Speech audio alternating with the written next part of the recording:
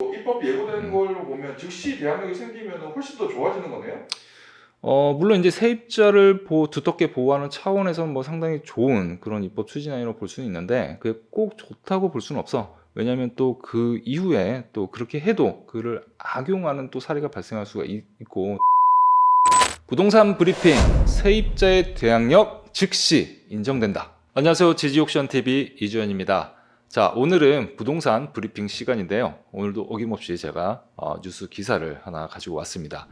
제목을 보니까 법원 경매 거쳐도 세입자 절반은 보증금을 회수하지 못한다라는 제목의 기사인데요.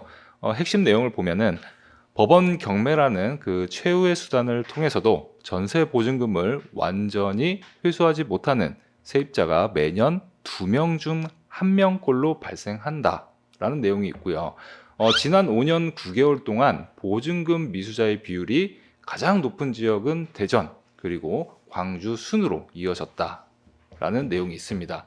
자, 그러면서 이 세입자가 보증금 전액을 다 회수하지 못하는 이유가 이 경매 절차에서 어떤 순서대로 배당이 되기 때문이다 라는 부분을 설명하고 있는데요.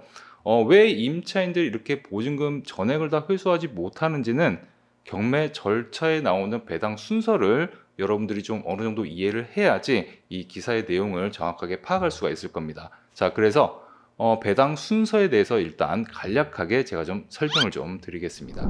일단 경매에서 어떤 주택을 낙찰을 받으면 낙찰 받은 사람이 매각 대금을 납부를 하겠죠. 그러면 이 매각 대금을 채권자들에게 나누어서 분배를 해줄 겁니다. 자, 그런데 이거를 뭐 아무렇게나 분배를 해주는 건 아니고요. 민사집행법에는 어떤 순서에 따라서 어떤 채권자에게 배당을 해준다라는 것이 규정이 되어 있습니다. 법으로 정하고 있는 그 순서는 굉장히 복잡합니다. 자, 그런데 제가 법원 경매에서 거의 80% 내지 90%가 이런 순서대로 배당이 된다라는 것을 좀 심플하게 정리를 해봤습니다. 1순위는 바로 이 집행 비용이 먼저 신청 채권자에게 배당을 해줍니다. 이 집행 비용이란 것은 경매 신청 채권자가 미리 집행 법원에다가 납부하는 그런 금액인데요. 그 금액 내역은 뭐 감정료도 있고요. 친문 공고료, 매각 수수료 등이 있습니다. 자, 이렇게 경매를 신청할 때 내는 비용은 그 경매 절차에서 배당을 받을 때는 그 채권자에게 1순위로 가장 먼저 배당을 해주게 됩니다. 자, 그 다음에 2순위는 바로 이제 소액 임차인 최우선 변제금이 있는데요. 자, 이 경우에는 그 주택임대차보호법이나 상가건물 임대차보호법에서 일정 금액 이하의 그 임차인은 가장 먼저 배당을 해준다라고 규정을 하고 있습니다. 따라서 소액 임차인에 해당하는 사람이 있으면 그 소액 임차인에게 일정 부분을 가장 먼저 2순위로 배당을 해주고요. 그 다음에 3개월분 임금 채권, 그 다음 최종 3년간 퇴직금과 재보상금이 2순위로 배당 순위를 갖고 있습니다. 자, 그 다음에 3순위는 집행 목적물에 부과된 국세 또는 지방세 등인데요. 이른바 이거를 우리는 당해세라고 부르고 있습니다. 이 당해세라는 것은 그 목적 부동산에 과세된 그런 세금을 얘기하는 건데요. 자, 이런 세금은 1순위 집행비용, 2순위 소액 임차인 최우선 변제금 등을 먼저 공제를 하고 그 다음에 3순위로 배당을 해주고 있습니다. 자, 그 다음에 여기까지는 뭐 정해져 있기 때문에 그닥 어려운 건 아니고요. 그 다음부터가 중요한데요. 자, 4순위를 보면은 저당권, 전세권에 의해 담보되는 채권, 즉 담보물권이죠. 이 담보물권과 임차인의 확정일자에 따른 우선 변제금이 동일하게 4순위로 배당을 받게 됩니다. 자, 그렇다면 담보물권과 임차인의 확정일자에 따른 우선 변제금이 같을 수는 없겠죠. 동순위로 배당을 받지만 같을 수는 없습니다. 따라서 확정일자가 빠르면 확정일자를 받은 임차인이 먼저 배당을 받아가고요. 그 다음에 담보물권, 근저당권이 있으면 그 후에 근저당권자가 배당을 받는 순서로 정해질 수가 있는 거죠. 따라서 이 4순위에서는 먼저 설정된 날짜가 언제이냐에 따라서 순서가 정해지기 때문에 가장 우선적으로 고려를 해야 하고 권리 분석에서도 이 부분이 가장 핵심적인 부분이다 라고 말씀드릴 수가 있겠습니다. 자, 그 다음에는 이제 5순위는 일반 채권인데요. 일반 채권에는 우리가 등기부등본에서 봤을 때 뭐 가압류, 그 다음에 등기부등본에 나타나진 않지만 뭐 공증받은 뭐 차용증이 있다든지 아니면 민사소송에서 판결받은 채권이 있다든지 자, 이런 것들은 바로 이제 일반 채권인데요. 이 일반 채권은 5번째 순위로 배당받을 수가 있습니다. 자, 대부분 이제 경매 절차에서는 이 순서대로 다 배당이 되는데요. 자, 그렇다면 이 세입자가 어떤 경우에 보증금을 전액 회수를 못하게 되는지는 제가 따로 사례를 통해서 보다 정확하게 한번 알아보도록 하겠습니다. 자, 사례를 한번 같이 보면은요. 예를 들어서 세입자의 전입일자가 2018년도 10월 19일이고요. 그날 2018년 10월 19일 날 확정일자도 받았다고 가정을 하겠습니다. 그 보증금은 1억 2천만 원이고요. 자, 그런데 이 등기부 등본을 봤더니 1순위로 근저당권이 2018년 10월 19일 날 우리은행에서 1억 원이 설정이 되어 있고요. 그 다음에 2순위로 근저당권 국민은행에서 2018년 10월 25일 날 2천만 원의 근저당권을 설정했다라고 가정을 한번 해보겠습니다. 자, 그런데 이 주택이 경매로 넘어가서 2억 원에 낙찰이 됐다고 했을 때 과연 이 세입자는 보증금 중 얼마를 회수할 수 있는지가 가장 중요하잖아요. 자, 그래서 얼마를 받을 수 있는지 한번 우리가 권리 분석을 한번 해보도록 하겠습니다. 자, 여기서 중요한 거는 바로 이 세입자의 그 전입일자 그리고 확정일자를 받은 날 그리고 그 근저당권이 설정된 날을 같이 비교를 잘 하셔야 하는데요. 일단 1순위로 배당받은 채권은 아까 말씀드렸듯이 집행 비용을 신청 채권자가 배당을 받아가겠죠. 자, 통상적으로 이제 2, 3억 원대 있는 이 부동산은 보통 이제 300만 원 정도 이 집행 비용이 지출이 됩니다. 그래서 이 채권은 그 경매 신청 채권자에게 먼저 배당을 해줍니다. 자, 그리고 두 번째 과연 이 우리은행에서 받느냐 아니면 이 세입자가 보증금을 받느냐가 이제 결정이 돼야 하는데요. 일단은 이 세입자의 대항력이 언제 발생하는지를 우리가 판단을 해봐야 합니다. 2018년도 10월 19일 날 전입신고를 했다면 이 세입자의 대항력은 그 다음날 2018년 10월 20일에 발생을 하거든요. 자, 대항력이 발생을 일단 해야지 그 확정 일자에 따른 우선 변제권의 효력이 발생을 하는 거기 때문에 결론적으로는 확정 일자에 따른 우선 변제권의 순위는 2018년 10월 20일이 기준이 되는 거죠. 자, 그런데 1순위 근저당권 접수일을 보니까 2018년 10월 19일이죠. 자, 이런 경우에는 우리은행의 그 근저당이 경매 절차에서는 배당 1순위로 배당을 받을 수밖에 없습니다. 자, 그러면 집행비용 먼저 빠져나가고 두 번째는 우리은행에서 이 1억 원을 배당을 받아 가겠죠. 자, 그 다음에 이 세입자하고 2순위 근저당권자를 비교를 해봤을 때 이때에는 세입자가 이 국민은행 근저당보다는 더 빠르죠. 그렇기 때문에 그 다음 순위로는 이 세입자가 나머지 9,700만 원을 배당을 받게 되는 그런 구조입니다. 자, 결론적으로는 임차인이 언제 전입을 했는지가 가장 중요하고 그 다음에 확정일자도 언제 받았는지 그 다음에 대항력이 언제 발생하는지를 우리가 꼭 따져봐야 하는 거죠.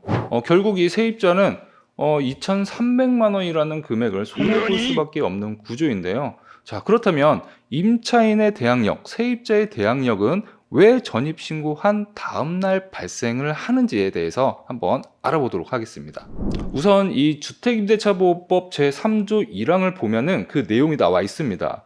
읽어보면 임대차는 그 등기가 없는 경우에도 임차인이 주택의 인도라는 건 점유를 얘기하는 거겠죠. 그 다음에 주민등록을 마친 때에는 자, 주민등록은 전입신고한 날을 얘기하는 겁니다. 자, 주민등록을 마친 때에는 그 다음 날부터 제3자에 대하여 효력이 생긴다. 여기서 나오는 그 다음 날이 가장 중요한 말입니다. 자, 그렇다면 왜 법에서는 전입신고한 다음 날 대항력이 발생한다라고 규정을 했을까요? 우리가 그 이유를 좀 더 생각을 해보면요. 만약에 어떤 권리의 선우를 따져야 하는데 우리가 전입신고를 하면은 주민등록 등본에 등재가 되죠. 그런데 이 부동산에 관한 권리는 등기부 등본에 등재가 됩니다. 자, 그러면 누가 먼저인지를 알아야지 뭐 세입자가 대항력을 가질 수도 있는지 판단할 수 있고요. 그게 아니라면 부동산에 관한 권리가 더 먼저라는 것을 판단을 해야 하는데 각각 다른 장부에 있다 보니까 누가 먼저인지를 판단할 수가 없습니다. 따라서 이런 것들을 해결하기 위해서 입법적으로 그냥 세입자의 대항력은 일단 전입신고하면 그 다음날 발생하는 것으로 하자라고 규정을 한 걸로 봐야 하는 거죠. 그런데 여기서 문제점이 생겼습니다. 뭐 예전에도 많이 있었겠지만 대표적으로 이 반포동 레미안 퍼스티지 사건인데요. 전형적으로 이 법의 허점을 이용해서 악용한 사례로 볼 수가 있습니다. 그 사건 내용을 잠깐 들여다보면요. 매수인과 매도인 간에 23억 원의 거래를 했대요. 자, 23억 거래를 했는데 거래 조건이 뭐였냐?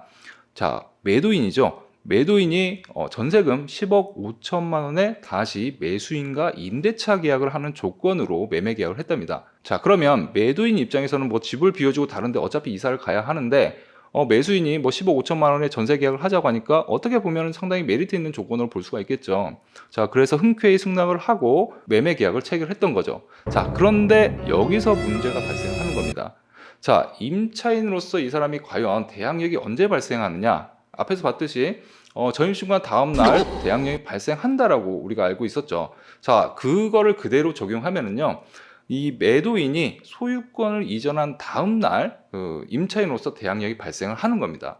이런 상황에서 그 매수인이 대항력이 발생하기 전, 즉 소유권 이전한 다음 날 발생하는데 그 전에 어떤 대부업자와 계약을 근저당 설정 계약을 해버리는 거죠. 이 대부업자 근저당 설정 계약을 하고 대항력이 발생하기 이전에 근저당 설정 등기를 해버립니다. 그 금액이 무려 21억 5천만 원입니다. 자, 그러면 만약에 이 매수인이 빚을 대부업자에게 변제를 하지 않고 만약에 잠적해버리면 이 근저당권자 대부업체에서는 당연히 이 주택을 경매 신청할 수밖에 없겠죠. 자, 그런데 여기서 임차인의 대항력이 먼저냐 아니면 근저당 설정한 날이 먼저냐를 따져보면은 근저당 설정한 날이 먼저일 수밖에 없습니다. 자, 그러면은 이 대부업체에서는 경매를 신청해서 전액 뭐 21억 5천만 원을 전액 회수할 수 있는 기회는 있지만 상대적으로 임차인 입장에서는 이 보증금 10억 5천만 원은 변제받을 수 없는 그런 위기에 처할 수밖에 없는 상황이죠. 자, 다시 한번 정리해보면, 자, 매매 계약을 합니다. 매매 계약을 하고 그 매도인이 임차인으로 들어갑니다. 자, 그런데 대항력은 언제 발생한다? 소유권 이전한 다음날 발생한다. 즉 소유권 이전함과 동시에 근저당 설정하면 어떻게 된다? 근저당권보다 순위가 밀리게 된다.